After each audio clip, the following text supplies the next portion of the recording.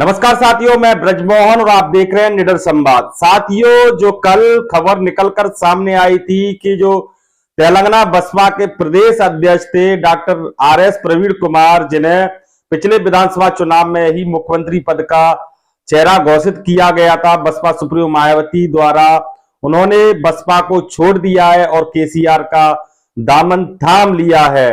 तो साथियों, आज इस पर एक बयान सामने आया है बसपा के नेशनल कोऑर्डिनेटर आकाश आनंद का। आकाश आनंद ने आरएस प्रवीण कुमार पर क्या कहा है और साथ में ही चंद्रशेखर रावण पर भी निशाना साधा है। क्या है पूरा मामला, जानने के लिए बने रहिए मेरे साथ और वीडियो को अंत तक जरूर देखें।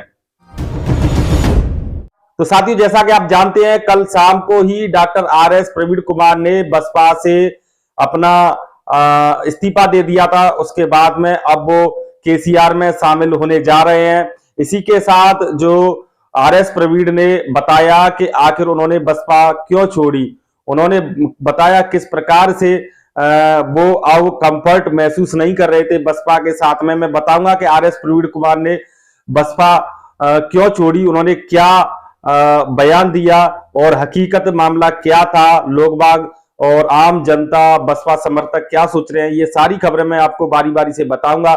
लेकिन आज की जो सबसे बड़ी खबर है आकाश आनंद को लेकर है।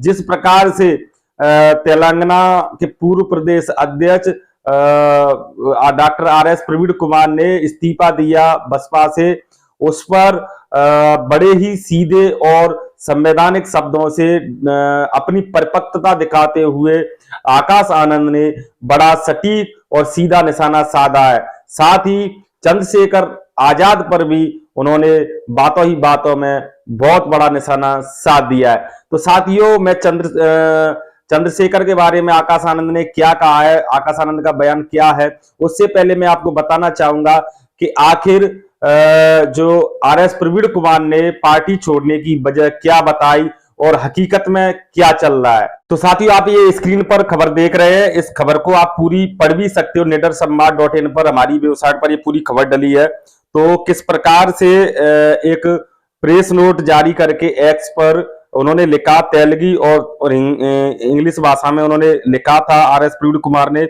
उसका हिंदी अनुवाद करके मैं आपको बता रहा हूं। डॉक्टर आरएस प्रवीण कुमार ने लिखा कि प्रिय बहुजन साथियों, मैं यह संदेश टाइप करने में असमर्थ हूं, लेकिन मुझे इसे वैसे भी टाइप करना होगा क्योंकि अब नया रास्ता अपनाने का समय आ गया है। कृपया मुझे इस पोस्ट के लिए क्षमा करें और मेरे पास कोई विकल्प नहीं बचा है। भारी मन से मैंने बहुजन समाज पार्टी छोड़ने का फैसला किया है। मैं नहीं चाहता कि मेरे नेतृत्व में तेलंगाना में हाल के फैसले, चाहे वे कितने भी जानकार क्यों ना हो, ये शायद बसपा सुप्रीमो के लिए कहा गया है, के कारण इस महान पार्टी की छवि खराब हो। साथ ही मैं कुछ मूल सिद्धांतों और व्यक्तिगत चरित्र से भी समझौता नहीं करना चाहता।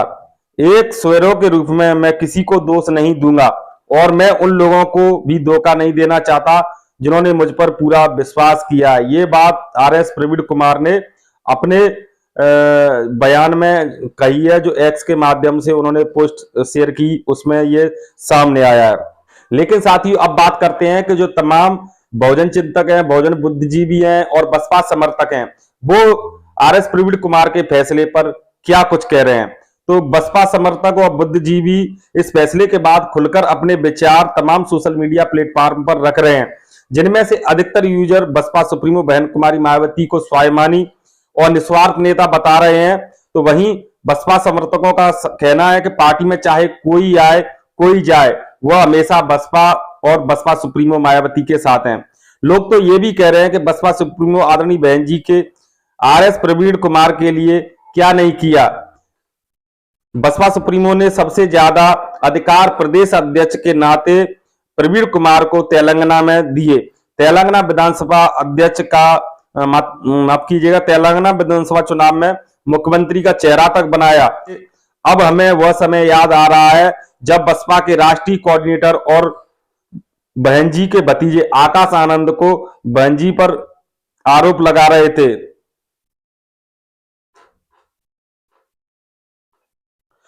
कि अब हमें वह समय याद आ रहा है जब बसपा के राष्ट्रीय कोऑर्डिनेटर और बहन जी के भतीजे आकाश आनंद को बहन जी द्वारा उनका उत्तराधिकारी घोषित किया गया। उसे वक्त बहन जी पर आरोप लगा रहे थे कि बहन जी किसी और दलित नेता को मौका नहीं देती हैं, लेकिन आरएस प्रवीण कुमार के इस फैसले के बाद हमें बहन जी के फैसला सही लगा कि कैसे कोई एक नेता एक सांसद की सीट के लिए और निजी स्वार्थ के लिए बहुजन महापुरुषों की विचारधारा और मिशन को भूल जाता है। इस पर सोशल एक्टिविस्ट सूरज कुमार बौद्ध ने लिखा है कि एक होता है गठबंधन करना और एक होता है सरेंडर करना। आरएस प्रवीण ने बीआरएस के आगे सरेंडर कर दिया है और महज एक सीट के लिए बीएसपी को खत्म करने की साजिश रची। बहन जी ने समय रहते इसे भांप लिया। उनका बस एक ही लक्ष्य था, नगर कुर्नल सीट से सांसद बनना। इसके लिए बीएसपी की बल क्यों न चढ़ानी पड़े।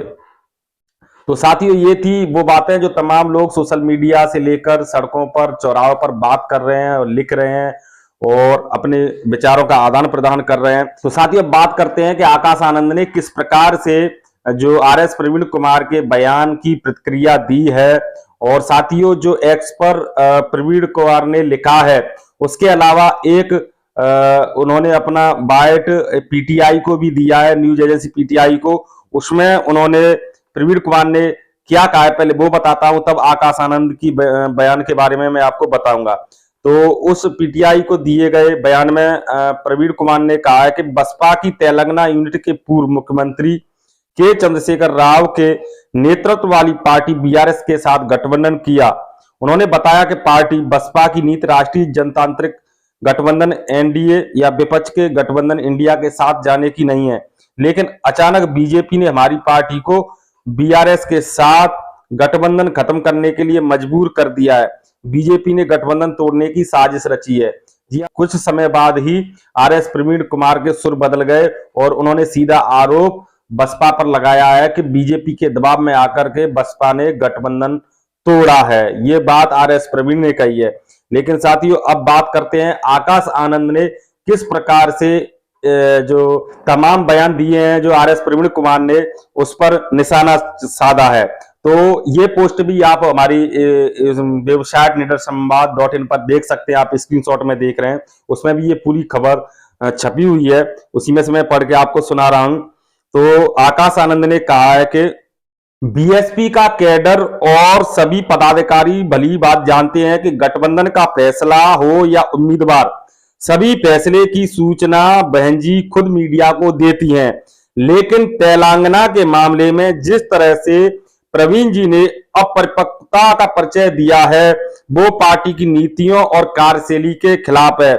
संविधान बदलने की बात करने वाली पार्टी से बीएसपी का गठबंधन बाबा साहब के मिशन के खिलाफ है।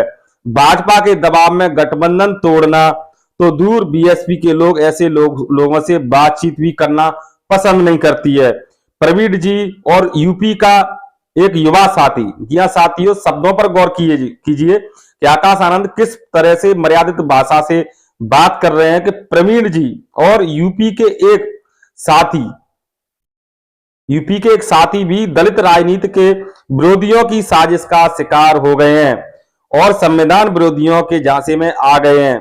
लेकिन बीएसपी के लोग बहुत समझदार हैं, वो इन संविधान विरोधी लोगों की साजिशों को अच्छे से समझते हैं और कभी भी इनके झांसे में आने वाले नहीं हैं।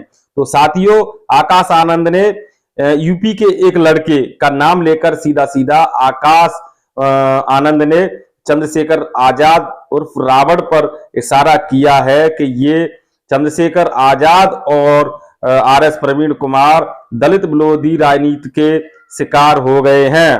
तो साथियों, ये थी वो बड़ी खबर जो आपको आज बताना जरूरी थी। जिस प्रकार से आरएस प्रवीण के इस्तीफे के बाद और जो बयान उनके सामने आए हैं, उसके बाद तमाम सोशल मीडिया से लेकर सड़कों तक जो चर्चाएं हैं वो मैंने आपको बताई। लेकिन साथियों, एक बात और बता दूं, जिस प्रकार से बहुजन समाज पार्टी के समर्थकों ने सोशल मीडिया पर अपना मोर्चा संभाला है, उससे अब हर कोई वाकिफ है। अब बसपा विरोधियों की हिम्मत नहीं पड़ रही कि कैसे भी करके कोई अफवाह फैलाई जा सके, क्योंकि इतना बड़ा बिखराव बसपा के अंदर होता है। एक तेलंगाना जैसे प्रदेश में प्रदेश अध्यक्ष और चुनाव से वक्त पहले पार्टी छोड़ देता है, पार्टी से इस्तीफा दे देता है।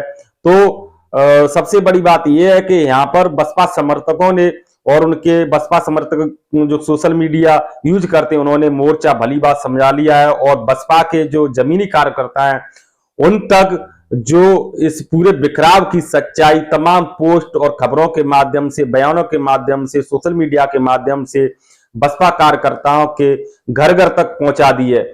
इस बात को लिए जो बसपा कार्यकर्ता हैं, बसपा सोशल मीडिया यूजर हैं, वो धन्यवाद के पात्र हैं कि कैसे बहुत बड़ी घटना को बड़े ही सीधे शब्दों में उन्होंने आम जनता को समझा दिया है। फिलहाल इस वीडियो में सिर्फ इतना ही। आप इस पूरी खबर पर क्या राय रखते हैं हमें कमेंट में लिखकर जरूर बताएं। वीडियो अगर अच्छा लगा हो तो लाइक करें, शेयर करें, चैनल को सब्सक्राइब भी जरूर करें। अन्य खबरें देखने के लिए हमारी वेबसाइट www.निडर संवाद यानी कि SANVAD निडर NIDA माफ कीजिएगा निडर NIDAR SANVAD यानी निडर संवाद.in पर जा सकते हैं। वहां पर आप हमारी पूरी खबरें विस्तृत रूप से देख सकते हैं। अभी के लिए सिर्फ इतना ही। धन्यवाद।